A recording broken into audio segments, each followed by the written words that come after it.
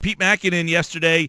All right, so Frank, he says he's going to sit Howard for the next 3 or 4 days to kind of give him a mental break. But Ryan Howard says he doesn't need a mental break. So yet he graciously is stepping aside here, says Tommy Joseph. He said he's been great. He told me to go out there and kick butt.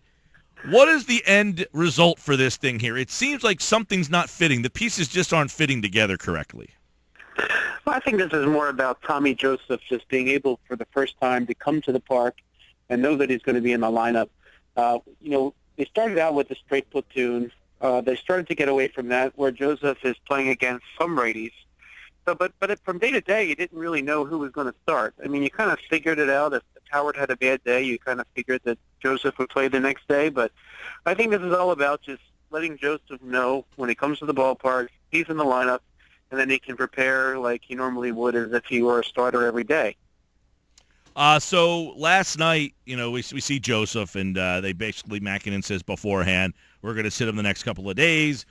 Howard, he said, well, he wasn't happy about it, but he understood. He's been great through all this thing.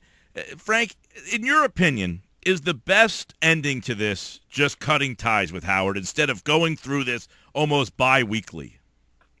Well, I think what they could do is they could declare Joseph the starter, and Howard just becomes a pinch hitter. I think that's the best solution. The wishy-washy, he might play, he might not, I don't think that's good.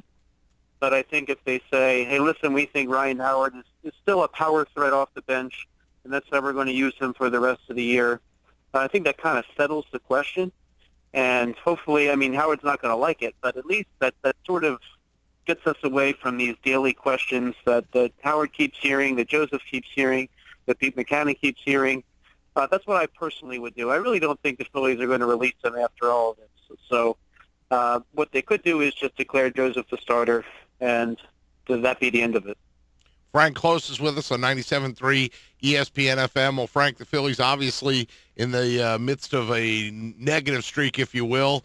What's some of the latest news that you're hearing roster-wise and changes-wise? Well, the Phillies just activated Cody Asche from the disabled list, and they did bring him up to the major leagues. One reason that kind of forced their hand to not giving him the option to option him is they really needed a roster spot on the 40-man for Mario Hollins, who was also activated. So they designated David Lowe for assignment. Honestly, I think Lowe provides better defense in the outfield and probably hits as well as Asche. But what it does is it clears up a roster spot, brings in a fresh body that can hopefully give you a little bit of offense. And Cody Asche, he hit 4 home runs during his rehab. I guess that's a little bit encouraging. Hopefully he can bring some of that power to the Phillies' big club. But I would expect that they're going to use him in left field almost daily right now. David Lowe in the lineup last night and today, right? That's the nature of baseball. Yeah. And, it is. I was going to say, you see Lowe, as you mentioned, a guy for defense, but I guess this is a clear cry that is coupled with the minor trade they made yesterday. Even though Lowe might be a better defensive player, this is a clear cry that, we're going to do anything we can possibly do to try to get a little bit of offense. Right, and I think, too, they really need to decide what's going to happen with Cody Asche long term. Does he fit on the major league roster? If he does, is he a starting outfielder? Is he a utility player that plays some outfield and some infield? A lot of that's yet to be determined, and if they don't figure that out now, really, when are they going to figure that out? So I think that they're going to get to see Cody Asche start in left field most of the time. Maybe some starts going to a right-hander like Peter Borges in the situation where they face a tough lefty. But really, they need to see what they have with Cody Asche. And really, if you look at Asche's numbers, he's only a .246 major league hitter, which is pretty underwhelming. So I think the rest of this year will be about figuring out where Cody Asche fits going forward. We're talking with Frank Klose, 97.3 ESPN.com, at Frank Klose with a K, 973, as the Phillies get ready to start a 4-game set with the Brewers. They were swept out last night against Washington. They've now lost 6 straight, and, the Howard thing's kind of hanging over them. You wonder, you get a little bit concerned when the losing streak like this, coupled with this Howard situation. Frank, do you think fans should be prepared for the wheels to start falling off this thing? Do you think that they will regroup and keep themselves, not in the race, but around that 500 mark? I don't think they'll deviate that far from the 500 mark no matter what. I mean, I think we've already seen some ups and downs with this team in 2016, and a young team's going to have those. I mean, they're going to have the days where the young pitchers like Velasquez have their brilliant starts, and as like we saw in his most recent start, got lit up.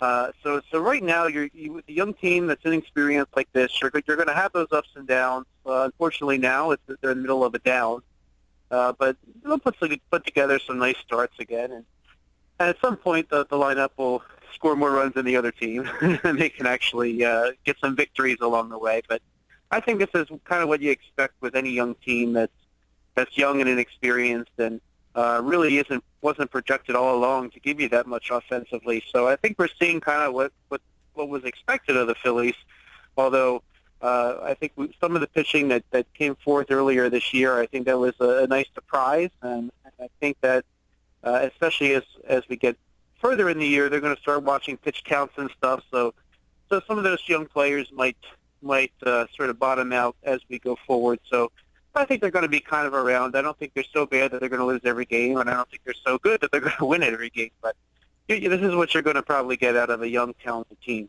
You said at some point, Frank, that the lineup's going to hit and they're going to produce some runs. Well, maybe tonight's the night. Chase Anderson, one of only 53 starting pitchers that they've scored 4+ runs against this season. They faced 53 starting pitchers. Right, this is the only one that they've had 4+ runs against.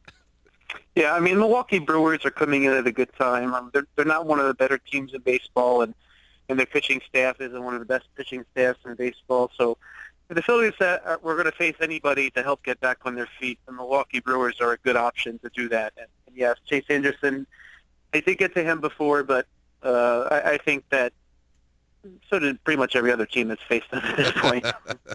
Yeah, well, I think I heard that stat, too, that they've only scored 5 or more runs 5 times the entire season. That is a very tough way to go about your business. The big news, if you want to call it that, Cody Asche is back up. He has been activated from the disabled list. Dave Lowe is heading down to AAA, and Mario Hollins is activated from the 60-day DL. Kind of what Ricky Batalico told us the other day. He thought Asche would be right up. Hollins would start at AAA, and that's exactly what happened. I guess we'll be waiting to see if Asche is in the lineup immediately, if they are that desperate for some offense. I know he hit a homer the other night in his rehab stint. Frank Klose over at 97.3 ESPN.com has more on the Phillies, and, of course, you can see more from Frank and the guys over at Philadelphia.com, part of SportsTalkPhilly.com. Thanks, Frank. Thanks, guys.